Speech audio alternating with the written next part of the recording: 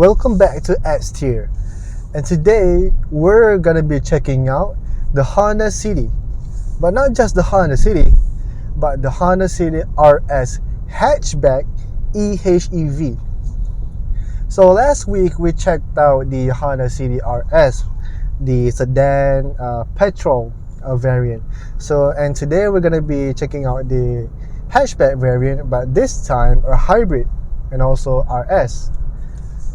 So there are a lot of let's say fans around the hatchback. It has its own let's say people that really love the hatchback variant of the Honda City, and kind of I can say me included somewhat, because you know how I said last time in the Iris video where I'm not that big of a fan for hatchbacks, but when then I saw a lot more posts on Instagram and stuff, and I kind of hopped into the hatchback loving people.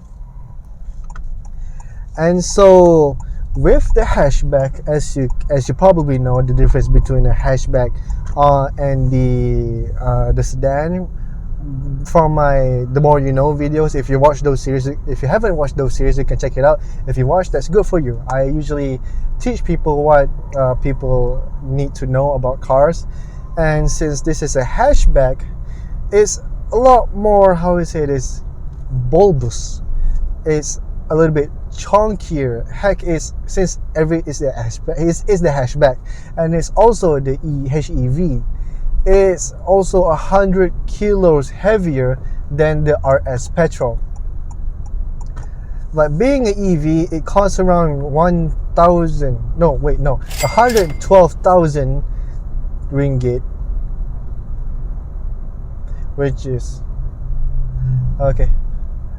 So being a hatchback, it costs around 112,000 ringgit, which is a very costly price for the lowest one among the three kind of Honda lineup, which is the Accord, Civic, and the City.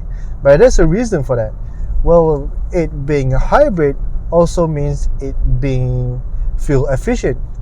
In this, you can go 100 kilometers on 3.6 liters of gas. That's insane amount of fuel efficiency.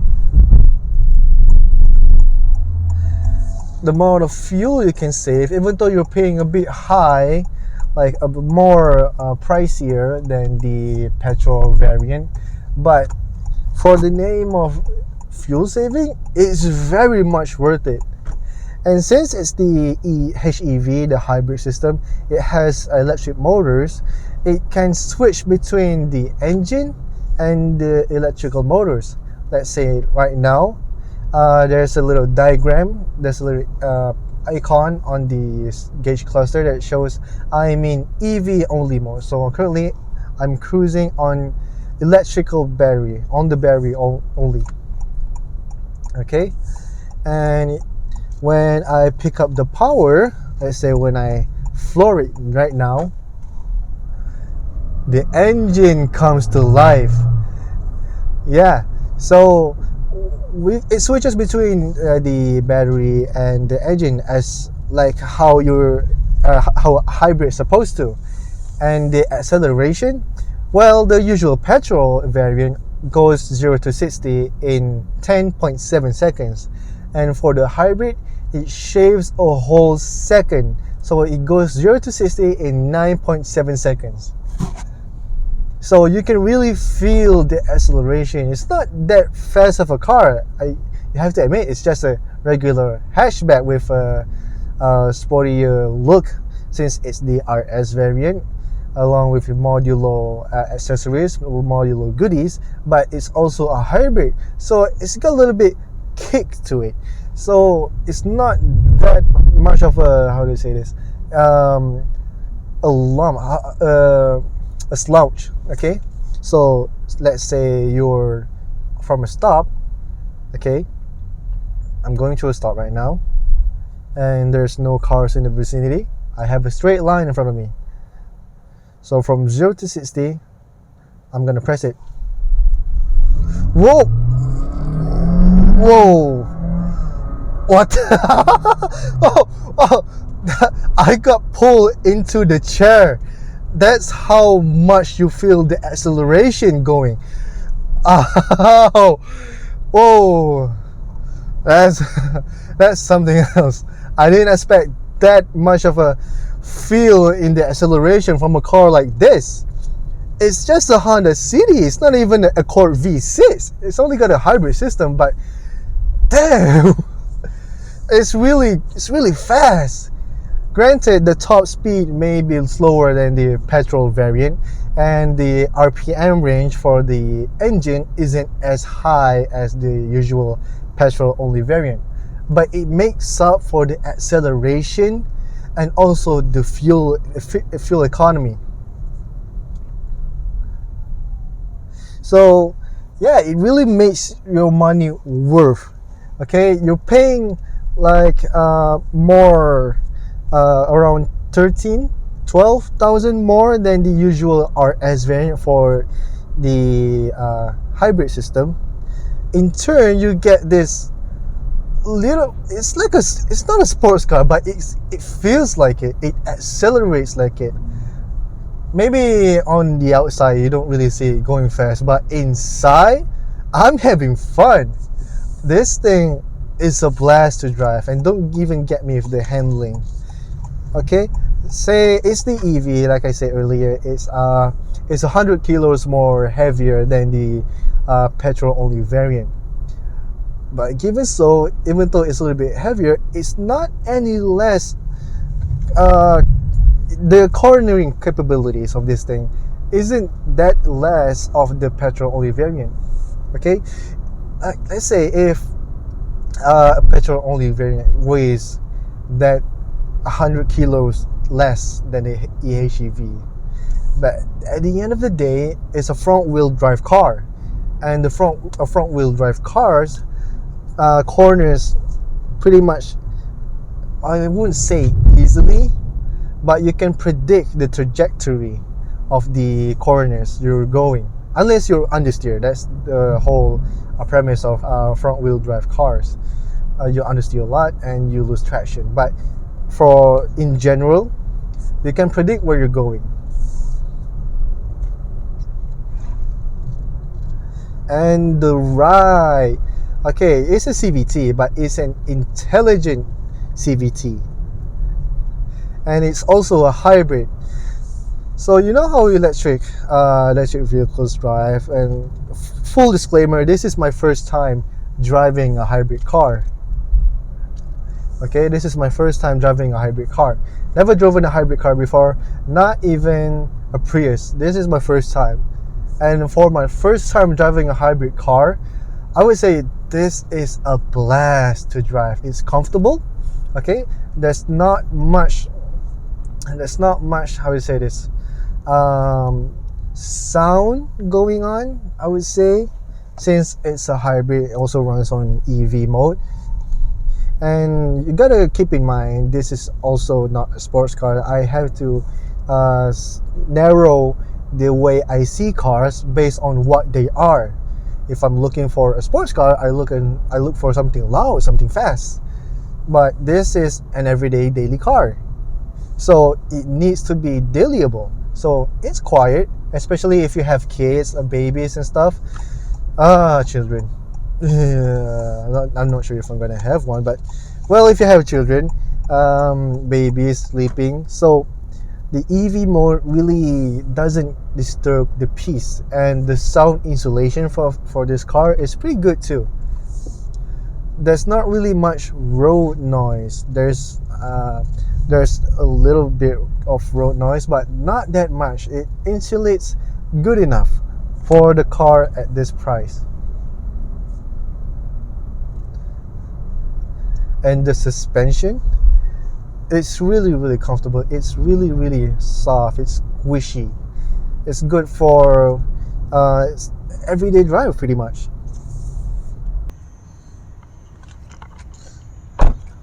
Woo, that was a good drive. So, as per usual, let's talk about how the car looks. So from the offset, You might be wondering, well, Aniq, it's just a city sedan, you just turn it into a hatchback. Well, you're technically right, but it looks so different. But I'm not even surprised if they took the hatchback and then made it its own thing, like give it a new name, and it would be its own thing.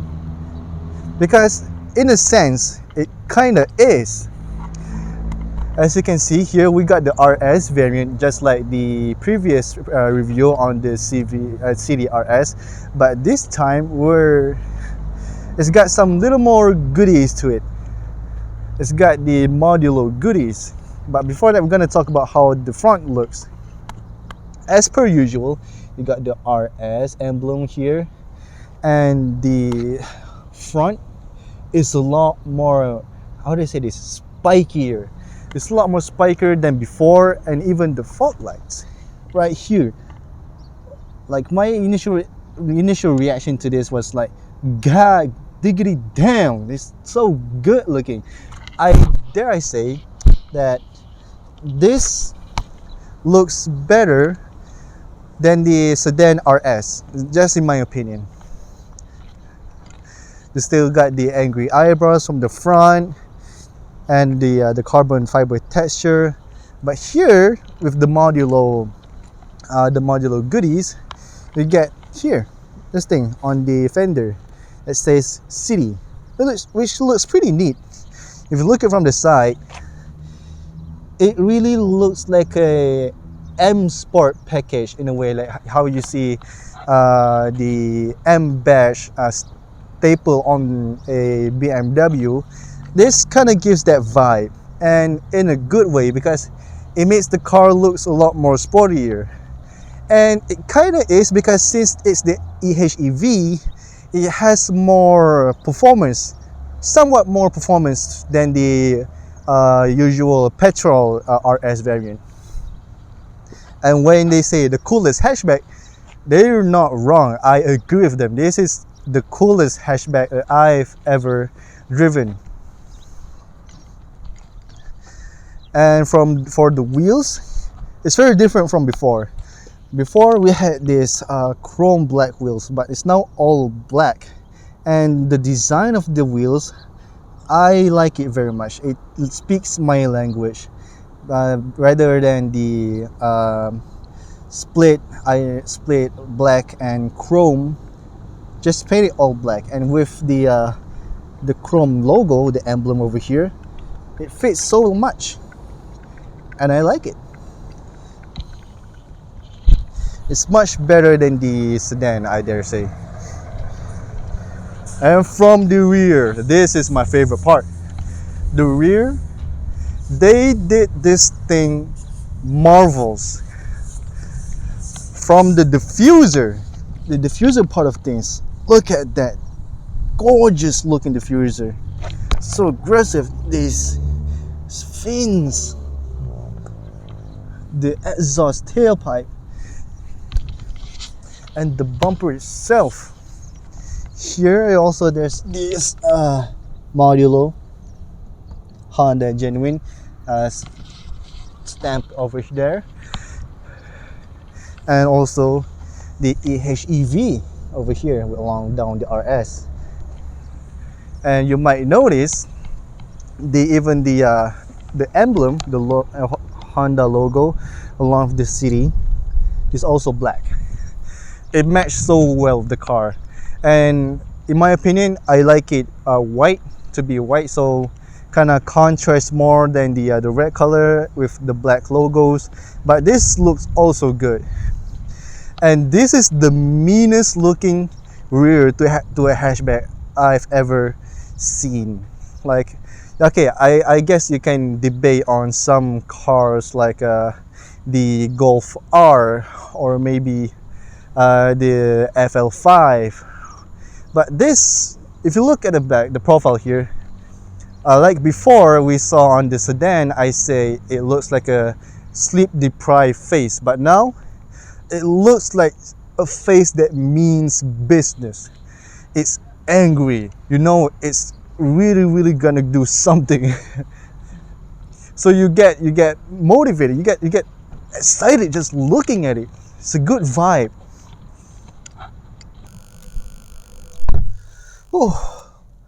It's a hot day. Okay, moving on. The interior. So the interior, as you maybe can guess, isn't that much different from the sedan variant or even the petrol variant of the City.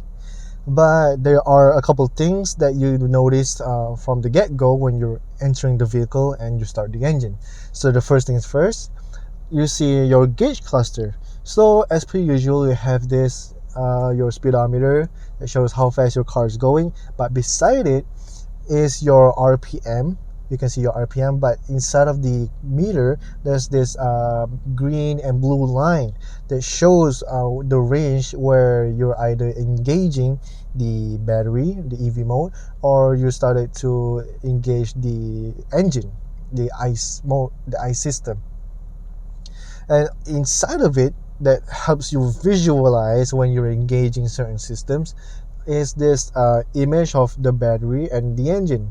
So when you're engaging EV only mode, only the battery lights up and the engine is dimly lit. So it shows you that you're only using the battery, the EV power, to send power to the wheels.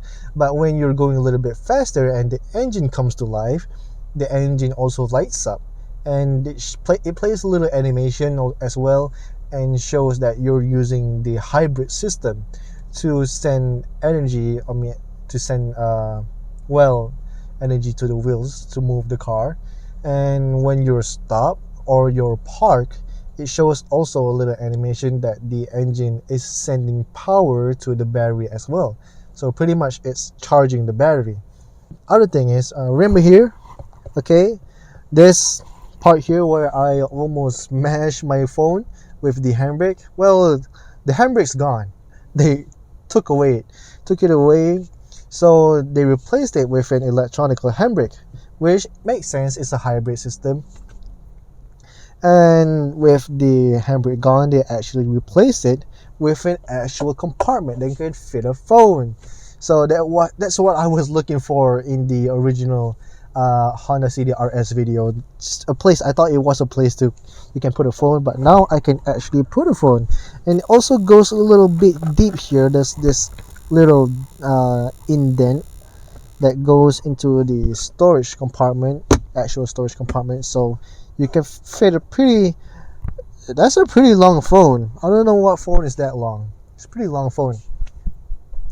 And pretty much everything else is the same as the original Honda City petrol or even the sedan.